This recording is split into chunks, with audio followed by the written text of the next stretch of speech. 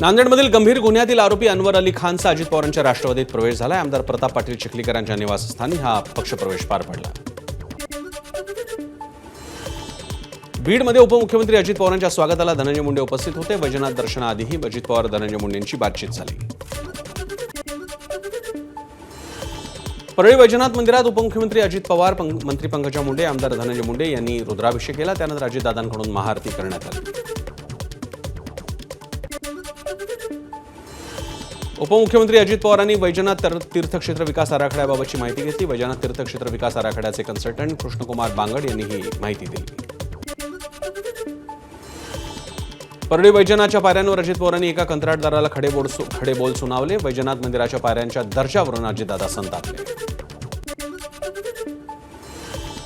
बीडमध्ये अजित पवारांच्या दौऱ्याचा रुग्णांना मात्र फटका बसला। रुग्णांच्या नातेवाईकांना रुग्णालयात जाण्यापासून रोखण्यात आलं। रुग्णांना जेवणाचा डबा सुद्धा रुग्णांपर्यंत न जाऊ दिल्यानं नातेवाईकांमध्ये संताप होता। परळीमध्ये अजित पवारांसमोर मराठा आंदोलनकर्त्यांकडून घोषणाबाजी झाली। न्याय द्या अजितदादा, न्याय द्या अशा घोषणा कार्यकर्त्यांनी केल्या। शरद पवारांच्या राष्ट्रवादीकडून ठाण्यात जनसंवाद सुरू आहे। पालिकेत बसून आमदार जितेंद्र आव्हाडांनी नागरिकांचे प्रश्न सोडवले। अमरावतीच्या गुरुकुंज मोझरीत शिक्षकांच्या मागण्यांसाठी प्रहार संघटनेचे अध्यक्ष बच्चू कडू मैदानात उतरले। जिल्हा परिषद शाळांना जाचक ठरणाऱ्या जेआरजी बच्चू कडू यांनी होळी केली। शिक्षक भरती घोटाळा प्रकरणी एसआयटी गठीत झाली आहे। पोलीस उपायुक्त राहुल मदने यांच्या नेतृत्वात एकूण 9 सदस्यांची विशेष चौकशी समिती स्थापन झाली। राज्यातील तब्बल 8,000हून अधिक गावात शाळाच नाहीये। केंद्रानं शैक्षणिक परिस्थिती सुधारण्याचे आदेश दिलेत। 2025-26 साठी समग्र शिक्षण अभियानाच्या अर्थसंकल्प नियोजनासाठी पार पडलेल्या बैठकीत ही माहिती समोर आली। आयआयटी मुंबई आणि जपानच्या तोहोको विद्यापीठ यांच्यामध्ये आता ड्युअल पीएचडीचा अभ्यासक्रम सुरू होतोय। दोन्ही देशांमध्ये यापूर्वी सामंजस्य करार झाल्याची माहिती आहे। संतोष देशमुख हत्या प्रकरणातील विशेष जिल्हा सत्र न्यायालयातील सुनावणी लांबणीवर पडली आहे। या प्रकरणी पुढील सुनावणी 3 जूनला होणार आहे। संतोष देशमुख हत्या प्रकरणातील आरोपी विष्णू चाटेकडून निर्दोष मुक्ततेचा अर्ज मागे। गेल्या सुनावणीवेळी चाटेच्या वकिलांनी केला होता निर्दोष मुक्तीचा अर्ज। आजच्या सुनावणीवेळी चाटेच्या वकिलांकडून हा अर्ज मागे घेण्यात आला। मराठा समाजाच्या आरक्षणाला आव्हान देणाऱ्या याचिकांवर सुनावणी घेण्यासाठी उच्च न्यायालयाचं विशेष खंडपीठ स्थापन झाले। सरन्यायाधीश भूषण गवई यांनी आदेश दिले होते। 20 मेला आरक्षणाच्या उपवर्गीकरणासाठी लाखोंच्या संख्येनं मातंग समाजाचा मंत्रालयावर महाआक्रोश मोर्चा आहे। काँग्रेसचे नेते रमेश बागवेंनी ही माहिती दिली। खरीप हंगामाच्या आढावा बैठकीत कृषीमंत्री माणिकराव कोकाटे यांनी अधिकाऱ्यांना फटकारलं। अपूर्ण माहिती देणाऱ्या आणि गैरहजर राहणाऱ्या अधिकाऱ्यांना कारणे दाखवा नोटीस बजावण्याचे कोकाटे यांनी आदेश दिले।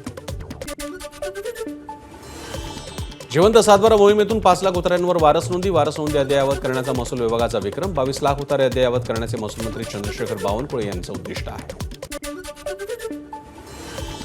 कोळशाच्या आयातीत 1.7% घट झाली आहे। भारताची कोळसा आयात मागील आर्थिक वर्ष 2024-25 मध्ये 1.7% घटून आता 26.35 कोटी टनावर गेली आहे। वसई विरार महापालिकेतील नगर रचना विभागातील वादग्रस्त उपायुक्त वायस रेड्डी यांचं निलंबन झालंय। भ्रष्टाचाराचे अनेक आरोप असल्यानं आयुक्तांनी ही कारवाई केली। मुंबईचे पालकमंत्री आशिष शेलारांकडून मुंबईच्या रस्त्यांच्या कामाची पाहणी झाली। जूनपर्यंत रस्ते 100% वाहतुकीला योग्य करण्याचे प्रयत्न असतील, शेलारांनी ही प्रतिक्रिया दिली।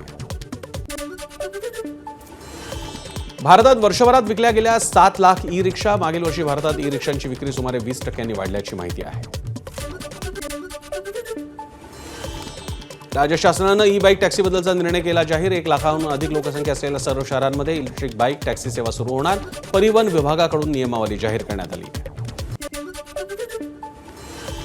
बहुप्रतीक्षित वडाळा ते कासारवडवली मेट्रो 4 आणि कासारवडवली ते गायमुख मेट्रो 4 अमार्गिकेवर लवकरच गाड्यांच्या चाचण्या फेऱ्या सुरू होणार आहेत। MMRDA कडून हे प्रयत्न सुरू आहे।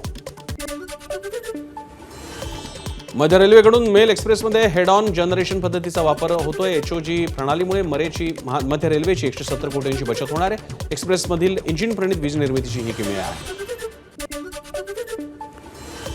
मुंबईतील माहुलच्या घरांसाठी उद्या सोडत निघते। पालिकेकडे आतापर्यंत केवळ 248 कर्मचाऱ्यांचे अर्ज दाखल झाले। गृहनिर्माण प्रकल्पांपाठोपाठ महारेराकडील नोंदणीकृत एजंट्सच्या संख्येनेही गाठला 50,000चा टप्पा। सुमारे 125 ते 150 शहरात महारेरा नोंदणीकृत एजंट्स उपलब्ध असतील। पुणे महापालिकेच्या कचरा काढण्याच्या कामात 10 कोटींचा घोटाळा झाल्याची माहिती आहे. भाजपच्या नगरसेवकांनी आरोप केलाय. मागील वर्षी पुण्यातील कचरा काढण्यासाठी 147 कोटी रुपयांचं कंत्राट दिल्याची माहिती आहे. पालखी प्रस्थानाला 1 महिना शिल्लक राहिलेला असताना पालखी मार्ग ठरला. प्रशासनाची डोकेदुखी. वाखरी ते पंढरपूर या चौपदरी मार्गाच्या कामात ठेकेदाराच्या गलथान आणि संथ कामामुळे प्रशासनाची नाराजी आहे.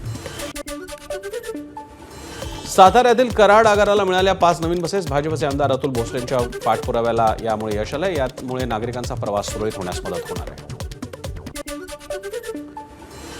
सिंधुदुर्ग जिल्ह्यात ओला आणि उबेर प्रमाणेच रिक्षा प्रवाशांसाठी येतो ॲपचं लॉन्चिंग झालंय. पालकमंत्री नितेश राणेंच्या हस्ते ॲपचं लोकार्पण झालंय. नाशिकमध्ये हत्येच्या गुन्ह्यातील आरोपीसोबत पार्टी करणाऱ्या पोलिसांवर कारवाईची शक्यता आहे. सहाय्यक पोलीस आयुक्त शेखर देशमुख सादर करणार पोलीस आयुक्तांना अहवाल. नाशिकच्या मालेगावमध्ये मित्रांसोबत पार्टीसाठी गेलेल्या तरुणाचा मृतदेह आढळल्यानं खळबळ माजली आहे. धारदार शस्त्रांचा वार करून हत्या झाल्याचं उघड झाले. पोलीस पुढचा तपास करत आहेत. यवतमाळच्या नेरमध्ये कौटुंबिक वादातून माजी सैनिकाकडून हवेत गोळीबार झाला. यानंतर पत्नीनं पोलीस ठाण्यात तक्रार दाखल केली असता गुन्हा दाखल करून बंदूक जप्त करण्यात आली. तलावाच्या ब्लास्टमुळे हिंगोलीतील घरांना तडे गेले. गावकऱ्यांनी हा आरोप केलाय. पिंपळखुटा गावातील 8-9 घरांना तडे गेल्यानं नुकसान झालंय. मुंबई पुण्यातील अतिवृष्टीचा अंदाज आता 5 तास आधी मिळणार आहे. 4 नव्या एक्स बँड रडारामुळे अंदाज देणं शक्य होणार आहे. उंच इमारतींमुळे चुकणारे अंदाज आता अचूक येणार आहे. रत्नागिरी आणि आसपासच्या परिसरात पावसाची हजेरी झाली. अचानक कोसळलेल्या पावसामुळे नागरिकांची तारंबळ उडाली. मागील 8 ते 10 दिवसापासून रत्नागिरी जिल्ह्यासह कोकणातला अनेक भाग मान्सूनपूर्व पाऊस तिथे पडतो. सातारा जिल्ह्यात मान्सूनपूर्व पावसाच्या सरी पाहायला मिळाल्या. आंब्यासह इतर पिकाला या पावसाचा फटका बसणार आहे. सोलापूर जिल्ह्यातील शेतकऱ्यांना वळवाच्या पावसाचा मोठा फटका बसला. गेल्या आठवड्यात जवळपास 240 हेक्टर क्षेत्राचं नुकसान झालं. फळबागा आणि भाजीपाल्याच्या नुकसानीचे पंचनामे सुरू असल्याची कृषी अधीक्षकांनी माहिती दिली. नांदेडच्या उमरी तालुक्यातील सिंधी तांडा गावात पाणी टंचाईमुळे वैतागलेल्या ग्रामस्थांचा आत्महत्येचा प्रयत्न झाला. प्रशासनानं तात्काळ मदत करण्याची गावकऱ्यांनी मागणी केली.